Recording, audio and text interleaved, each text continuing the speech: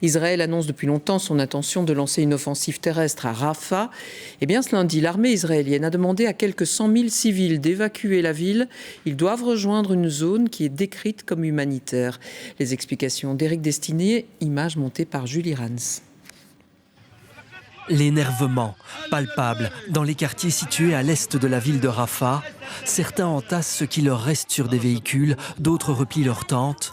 Car ce matin, à leurs pieds, ils ont découvert ces tracts avec dessus une carte. En réalité, c'est un plan d'évacuation. L'armée israélienne leur demande de quitter les lieux le plus vite possible.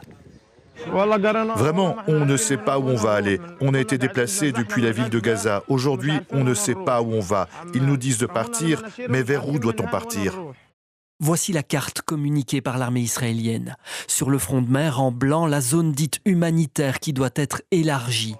En rouge, les quartiers qui doivent être temporairement évacués selon le plan de l'armée. 100 000 personnes sont concernées.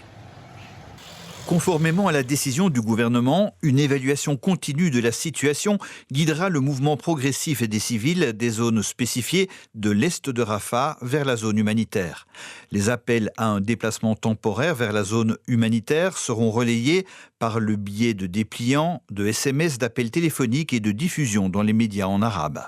Dans les quartiers concernés, ce matin, ceux qui avaient trouvé refuge sur place sont en colère. L'armée israélienne et la communauté internationale nous ont promis de protéger Rafah. Et c'est pour ça que nous sommes venus à Rafah. Mais malheureusement, vraiment malheureusement, ils nous ont informés de cette opération d'évacuation. Où voulez-vous que j'aille? Je n'ai pas d'argent. Il n'y a rien du tout. Vraiment, je suis fatiguée. J'ai mes enfants avec moi. Où voulez-vous que j'aille? Cette demande d'évacuation est-elle l'annonce d'un futur assaut de grande ampleur sur Rafah? Les déplacés le craignent. L'armée israélienne, elle, qualifie pour l'instant cette opération de limitée.